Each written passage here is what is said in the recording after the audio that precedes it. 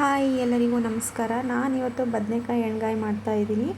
ಇದು ದೋಸೆ, ಚಪಾತಿ, ಜೋಳದ ರೊಟ್ಟಿ, ಮುದ್ದೆಗೆ ಎಲ್ಲ ತುಂಬ ರುಚಿಯಾಗಿರುತ್ತೆ. ಬನ್ನಿ ನೋಡೋಣ ಹೇಗೆ ಮಾಡೋದು. ಅರ್ಧ kg ಬದನೆಕಾಯಿನ ತೊಗೊಂಡಿದ್ದೀನಿ. ಈ ಥರ ಕಟ್ ಮಾಡಿಕೊಂಡು ನೀರೊಳಗೆ ಹಾಕಿ ಇಟ್ಕೊಂಡಿದ್ದೀನಿ. ಈಗ ಮಸಾಲೆನ ರುಬ್ಕೊಳ್ಳೋಣ.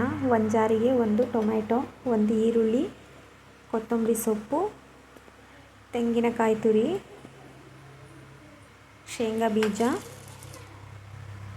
ಶುಂಠಿ, ಬೆಳ್ಳುಳ್ಳಿ, 4 ಲವಂಗ, 2 ಏಲಕ್ಕಿ, ಸ್ವಲ್ಪ ಚಕ್ಕೆ, ಸ್ವಲ್ಪ ಗಸಗಸೆ, ಸ್ವಲ್ಪ ಕೊತ್ತಂಬರಿ ಕಾಳು, 1.5 ಸ್ಪೂನು ಖಾರದ ಪುಡಿ. ಇದಕ್ಕೆ ಸ್ವಲ್ಪ ನೀರು ಹಾಕ್ಕೊಂಡು ನುಣ್ಣಗೆ ರುಬ್ಕೊಳ್ಳೋಣ. ರುಚಿಗೆ ತಕ್ಕಷ್ಟು ಉಪ್ಪು ಹಾಕಿ 2 ಸ್ಪೂನ್ ಎಣ್ಣೆ ಹಾಕ್ಕೊಂಡು ಮಿಕ್ಸ್ ಮಾಡಿ ಇಟ್ಕೊಳ್ಳೋಣ. ಈಗ ಒಂದು ಪಾತ್ರೆಗೆ ಒಗ್ಗರಣೆ ಹಾಕ್ಕೊಳ್ಳೋಣ. ಸ್ವಲ್ಪ ಎಣ್ಣೆ, ಸಾಸಿವೆ, ಜೀರಿಗೆ, ಸ್ವಲ್ಪ ಟೊಮೆಟೊ, ಈರುಳ್ಳಿ, ಕರಿಬೇವನ್ನು ಹಾಕಿ ಒಗ್ಗರಣೆ ಮಾಡ್ಕೊಳ್ಳೋಣ. ಈರುಳ್ಳಿ, ಟೊಮೆಟೊ ಚೆನ್ನಾಗಿ ಬೆಂದಿದೆ. ಈಗ ಬದನೆಕಾಯಿಗೆ ಮಸಾಲೆ ತುಂಬಿಕೊಂಡು ಒಗ್ಗರಣೆಗೆ ಹಾಕೊಳ್ಳೋಣ. ಈ ಥರ ಮಸಾಲೆಯನ್ನು ಬದನೆಕಾಯಿ ಒಳಗೆ ನೀಟಾಗಿ ತುಂಬಿಕೊಳ್ಳೋಣ. ಎಲ್ಲ ಬದನೆಕಾಯಿನೂ ಇದೇ ಥರನೇ ತುಂಬಿಕೊಂಡು ಪಾತ್ರೆಗೆ ಹಾಕೊಂಡಿದ್ದೀನಿ. ಇದಕ್ಕೆ ಬದನೆಕಾಯಿ ಮುಳುಗುವಷ್ಟು ನೀರನ್ನ ಸೇರಿಸ್ಕೊಳ್ಳೋಣ. ಈಗ ಒಂದು 15 ನಿಮಿಷ ಸ್ಟವ್ ಮೇಲೆ ಇಟ್ಟು ಬೇಯಿಸ್ಕೊಳ್ಳೋಣ.